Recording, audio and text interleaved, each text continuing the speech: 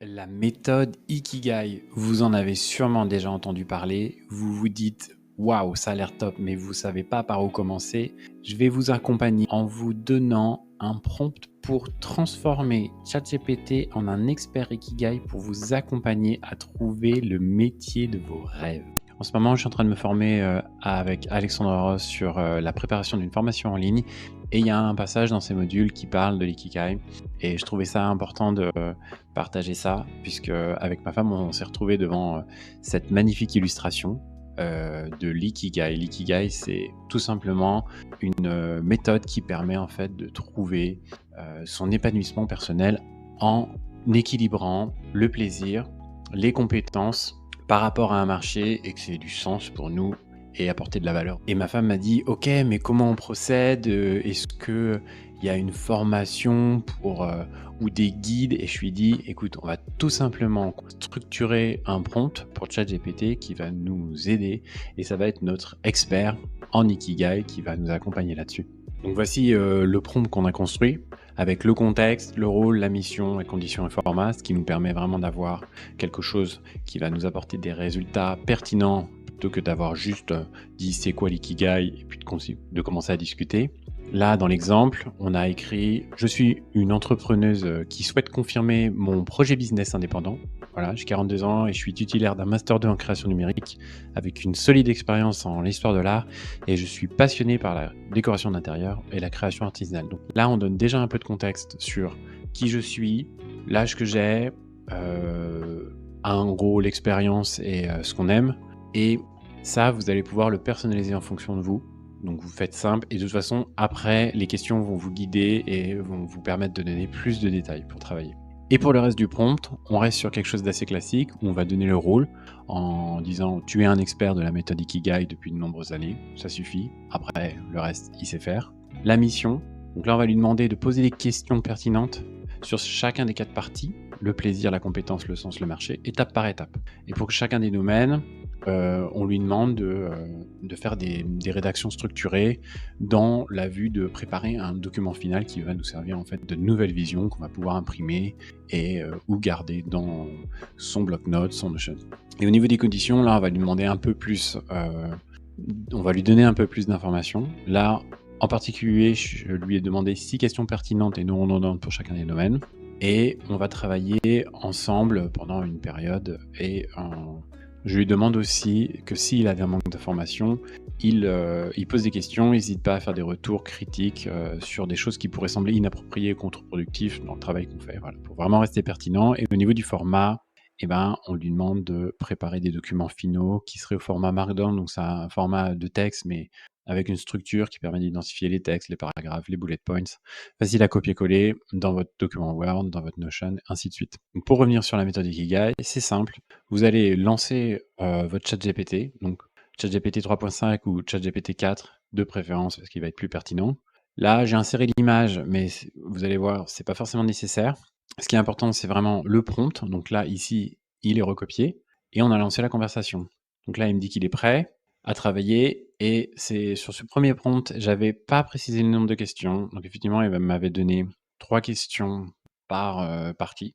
Donc j'ai précisé ensuite 5 à 6 questions. Dans le prompt que je vous donne, j'ai déjà précisé ça. Donc il va tout de suite commencer à travailler sur la première partie plaisir, ce que vous aimez. Et donc vous allez avoir une liste de questions numérotées de 1 à 6.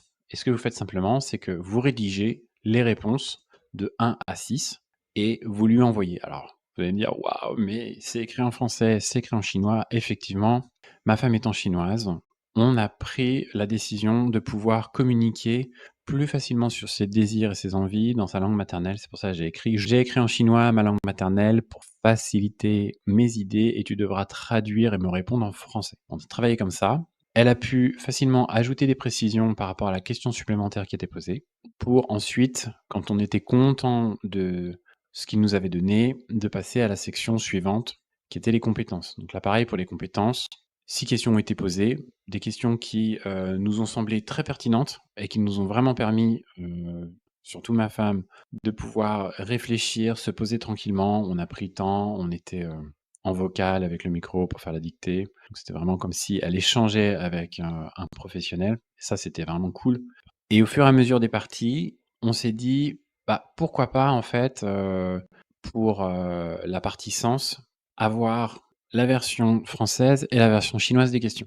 Effectivement, en français et en chinois, on n'a pas forcément la même façon de construire les phrases, de tourner les phrases, donc pour elle, ça permettait, de mieux réfléchir. On aurait pu le faire dès le début, mais on n'a pas trouvé pertinent de refaire l'exercice puisque en fait, c'était déjà très pertinent les résultats qu'on avait. Donc si jamais vous êtes de double nationalité, n'hésitez pas à faire ça peut vraiment vous aider pour travailler. Et ensuite, on a pu travailler sur la dernière partie qui est le marché, ce qu'on travaille en dernier après avoir travaillé les autres parties, avec des questions comme avez-vous identifié un public cible pour vos créations, tutoriels et services de décoration?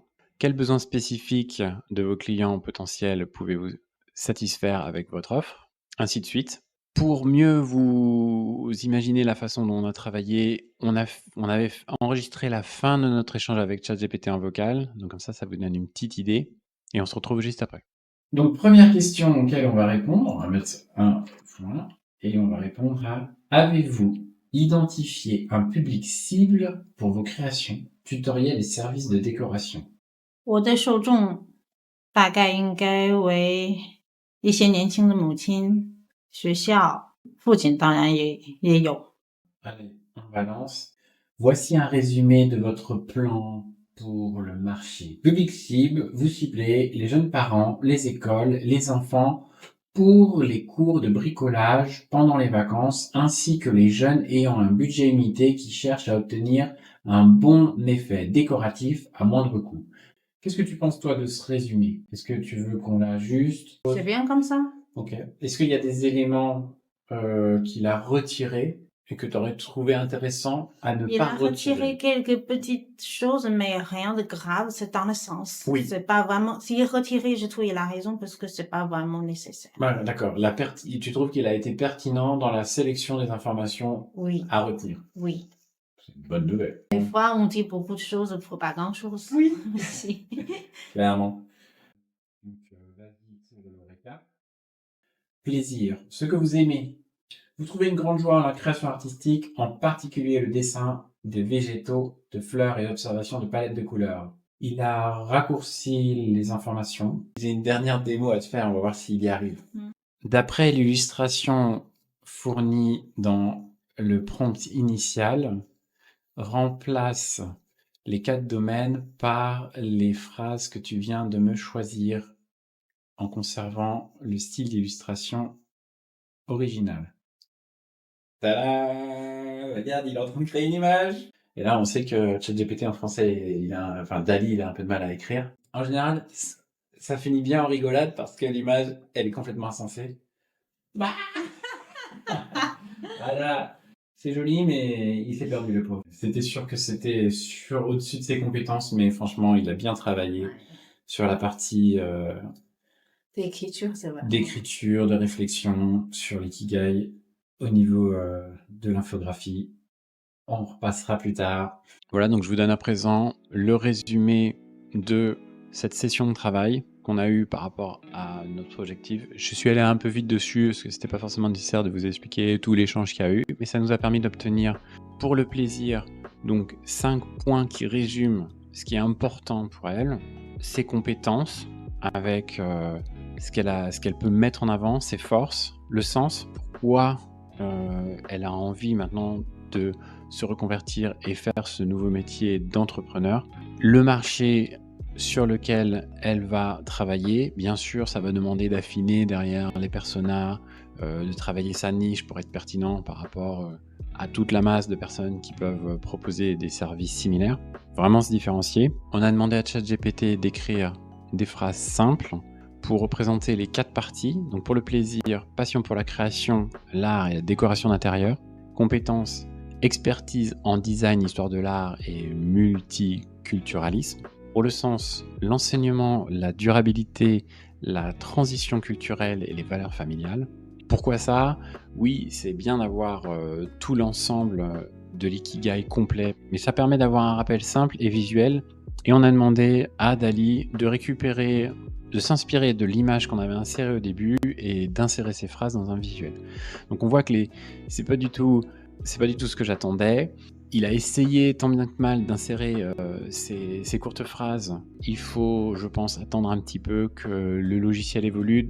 Il faut quand même voir que 2 mois en avant, on ne pouvait pas du tout insérer de texte logique dans des images.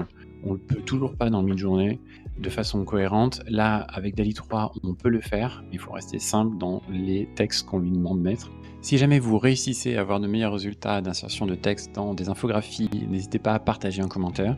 Je vous laisse le prompt en description pour que vous puissiez le copier-coller et l'ajuster selon votre profil.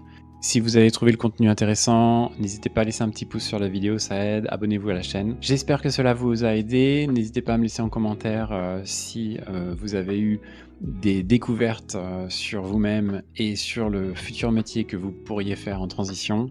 D'ici là, je vous souhaite de bonnes fêtes de Noël et à très vite.